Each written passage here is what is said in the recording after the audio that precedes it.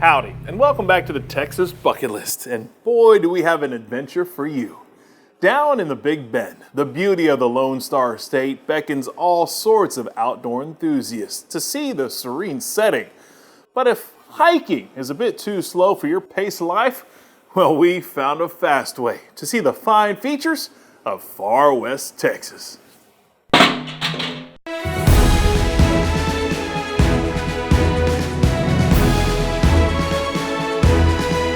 The majesty and beauty of Big Bend is truly heavenly to behold. Covering over 800,000 acres, an elevation that elevates over 6,000 feet, the features of this fine place are far and wide. Hiking is how most folks see the sights in the national park, but if you want a bit more of an adventurous adventure, you'll have to head a wee bit west, to Terlingua, to take a ride at Flung Outdoor Center. Well, the people ask me why we moved out here. And it's like, well, the car broke down. We're still waiting for parts to get delivered.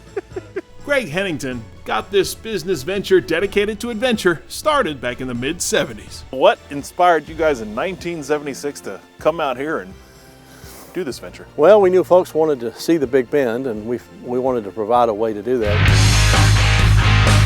And they did. With four-wheelers. As I've gotten older, I've enjoyed sitting on a mechanical machine and riding it out to some country it's pretty spectacular. So we suited up to see the sights with our tour guide, Randy Carnes. I first came here in 1972 and fell in love with it. Life doesn't get much better.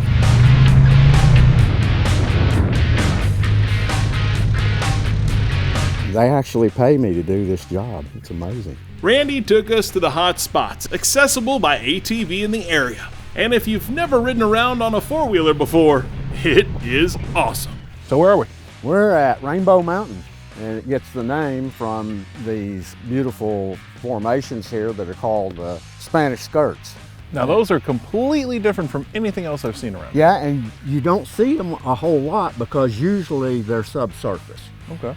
But as this magma is coming up, sometimes it drags sedimentary layers up with it. So you'll see it like this around mountain edges every once in a while. And then that's the actual park right there, because you can't ride ATVs in the park, but you can see the park through here. Yeah. We require our guides to have real good knowledge of the area. It's not just a ride around on the ATV. It's all about teaching folks about this is our backyard. So we want people to respect our backyard and understand it and learn a little bit about it and have some fun in it. Our next stop, Indian Head Mountain. Between 20 and 40 million years ago, this whole region became volcanic. And some of these mountains are actual volcanoes, others were volcanic intrusions. And as this magma came to the surface, it cooled into rocks. And it's very unstable. So this used to be a hotbed for volcanic activity? Yes, absolutely. The dinosaurs are older than these rocks. Yes. Wow. So they're fairly young.